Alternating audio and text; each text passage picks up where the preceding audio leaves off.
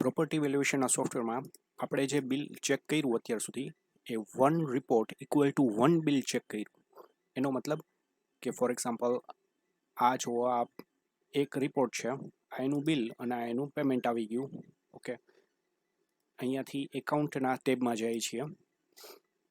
જો આ પરફોર્મા ઇનવોઇસ અને આ એનું ટેક્સેબલ ઇનવોઇસ, અને જ્યારે પેમેન્ટ આવી ગયું ત્યારે આ એની રિસિપ્ટ. પણ આ જે છે એ આ પર્ટિક્યુલર એક રિપોર્ટને રિલેટેડ જ છે. આ રિપોર્ટ હતું અને આ એનું ટેક્સેબલ ઇનવોઇસ.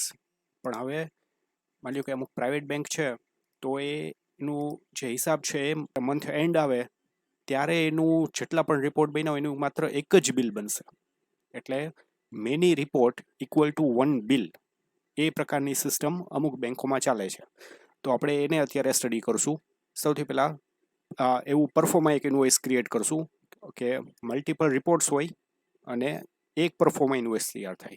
એના માટે આ એકાઉન્ટનું મેનુ છે, એની અંદર મંથલી પરફોર્મા ઇનવોઇસ નામના મેનુમાં આવશું. Monthly proforma invoice. જો અહીંયા આ જે એક્ઝામ્પલ હતું, જો એમાં અહીંયા બેંકનું નામ છે પણ એની સામે 4 મંથ છે એ ખાલી છે.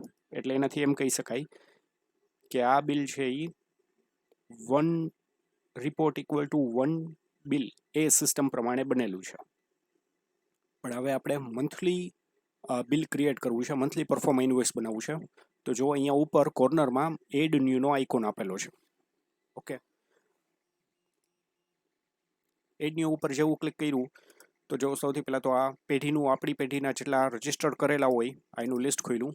એમાંથી પેઢીનું નામ સિલેક્ટ કરવાનું. લેટર પેડમાં ઉપર આ હેડિંગ તરીકે આવશે, એના માટે આ ઓપ્શન છે. પરફોર્મા ઇનવોઇસ નંબર ઓટોમેટિક આવી જાય છે. પરફોર્મા ઇનવોઇસની ડેટ કઈ રાખવી છે એ આપણે અહીંયાથી નક્કી કરી શકીએ. જે મંથ કરંટ હોય એમાંથી ઓટોમેટિક જે લાસ્ટ મંથ હશે ને એ અહીંયા ડિસ્પ્લે થઈ જાય છે. તો અત્યારે નવેમ્બર ચાલે છે તો ઓક્ટોબર ડિસ્પ્લે થઈ ગયું છે. ઓકે, આમ છતાં આમાં કંઈ ચેન્જ કરવો હોય તો આપણે અહીંયાથી કરી શકીએ. આ જે બિલ બને છે એ કોના માટે બને છે? ઓફકોર્સ આ જે સિસ્ટમ છે કે multiple report equal to one bill, A bank માટે જ હોય છે. હવે બેંક સિલેક્ટ કરીએ. જે બેંક સિલેક્ટ કરશું એટલે એના જીએસટી નંબર અહીંયા ડિસ્પ્લે થઈ જાય છે. સાથે સાથે જો બીજા પણ આવા ઓપ્શન અહીંયા આવે છે. રિપોર્ટનું અંદર ડિસ્ક્રિપ્શન શું હોવું જોઈએ એવું અહીંયા થોડુંક એવું લખેલું આવે છે. આ એન્ક્લોઝર છે. આના સિવાય માની લો કે કંઈ પણ અહીંયા ડિસ્ક્રિપ્શન લખવું હોય કે તો અહીંયા લખી શકીએ. જે બિલનો જે ડિસ્ક્રિપ્શનનો પર્ટિક્યુલરનો એરિયા હોય ત્યાં એ ડિસ્પ્લે થશે.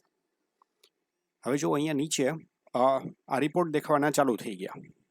ઓકે, અહીંયા એક ખાસ નોંધ લખેલી છે, કેન્સલ, ડ્રાફ્ટ, ઓન હોલ્ડ, આવા પ્રકારના જો કોઈ સ્ટેટસ હશે એવા રિપોર્ટ ડિસ્પ્લે નહીં થાય. એના સિવાયના રિપોર્ટ જે હશે એટલે સ્ટેટસ, એ બધા રિપોર્ટ અહીંયા ડિસ્પ્લે થશે.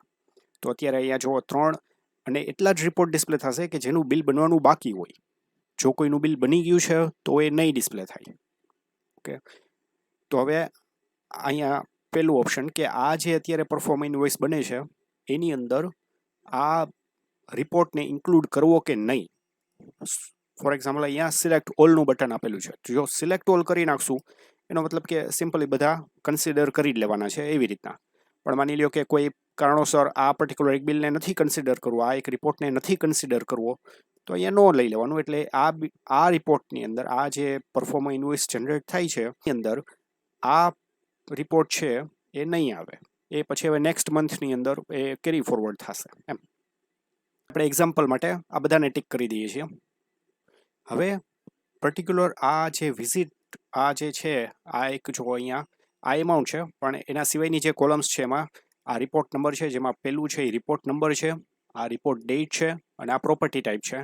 બધામાં આ છે owner, contact person name, owner name, location, પ્રોપર્ટીનું લોકેશન હોય એ ડિસ્પ્લે થશે.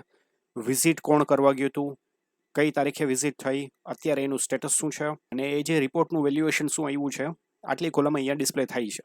હવે અહીંયા આપણે એના ચાર્જ લખશું. ફોર એક્ઝામ્પલ બધા રિપોર્ટની અંદર આપણે 1500 ચાર્જ લખી નાખીએ. ઓકે, તો જો ટોટલ ગ્રોસ એમાઉન્ટ છે 4500 થાય છે, પ્લસ એની અંદર જીએસટી ઇન્ક્લુડ થાય છે, અને અહીંયા રાઉન્ડ ફિગર આવી રીતના અહીંયા ડિસ્પ્લે થાય છે. તો દેટ્સ ઇટ. પરફોર્મા ઇનવોઇસ તૈયાર થઈ ગયું. જસ્ટ આપણે સેવ ઉપર ક્લિક કરીએ. ઓકે, તો અહીંયા ફોર મંથ, અહીંયા મંથ લખેલું આવી ગયો. ઓકે, એનો મતલબ કે આ છે એ મંથલી ઇનવોઇસ બનેલું છે, મંથલી પરફોર્મ ઇનવોઇસ છે. કારણ કે જો ઇન્ડિવિડ્યુઅલ હોય તો એમાં કોઈ મંથનું ઉલ્લેખ નહીં થાય. એના બીજું અહીંયા જો અહીંયા આ એનું હજી બિલ બનવાનું બાકી છે, આ પરફોર્મ ઇનવોઇસ છે. ઓકે, તો ચાલો આનું પ્રિવ્યૂ જોઈ લઈએ. આપણે પ્રિન્ટ આઉટ કાઢીશું. તો જો અહીંયા ઉપર ફર્મનું નામ આવી ગયું, એડ્રેસ, કોન્ટેક્ટ ડિટેલ, બેંકનો નંબર આવી ગયો, બેંકનો જીએસટી નંબર આવી ગયું. આપણો જીએસટી નંબર શું છે, પરફોર્મ ઇનવોઇસ નંબર, એની ડેટ, પર્ટિક્યુલરમાં જે લખેલું હતું એ, પ્લસ એની અમાઉન્ટ, જીએસટી અને ફાઇનલ બિલ અમાઉન્ટ. અને જો અહીંયા લેટર પેડમાં માની લો કે ન છાપવું હોય તો આને હાઇડ શોના બટન ઉપર ટિક કરી દેવાનું. ઓકે, તો આ તો જસ્ટ ખાલી બિલ થયું, પણ આની સાથે આપણે એક સ્ટેટમેન્ટ એ આપવું પડશે કે આ બિલની અંદર કેટલા રિપોર્ટ કન્સિડર કરેલા છે. એના માટે પ્રિન્ટ કોટ સ્ટેટમેન્ટ નામના મેનુનો ઉપયોગ કરશું. પ્રિન્ટ કોટ સ્ટેટમેન્ટ. ઓકે, જો તો અહીંયા કોટેશન સ્ટેટમેન્ટ એક જનરેટ થશે. અંદર સેમ એ જ વસ્તુ, આ હેડર છે એ બદલાતું નથી. કોટેશન નંબર આવી ગયું, પરફોર્મમાં આપણે જીએસટી નંબર છે.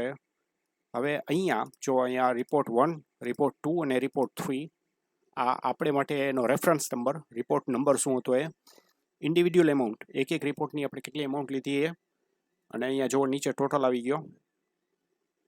ઓકે, તો આ જે સ્ટેટમેન્ટ છે એ આપણે બિલની સાથે અટેચ કરી શકીએ.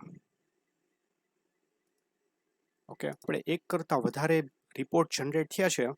મંથના અંતે આપણે એનું એક પરફોર્મા ઇનવોઇસ ક્રિએટ કર્યું, આ એનું પ્રિન્ટ આઉટ કાઢ્યું, અને એની સાથે સાથે એક અટેચમેન્ટ આપણે સેન્ડ કરશું, બેંકને આપશું.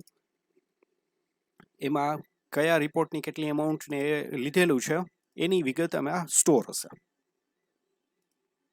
બીજા મેનુને ચેક કરીએ. અહીંયાથી એનું ફાઇનલ ટેક્સેબલ ઇનવોઇસ ક્રિએટ થઈ શકે, અને આ કોટેશન ઈમેલ કરવું હોય તો ઈમેલ થઈ શકે. ડિલીટનું ઓપ્શન છે.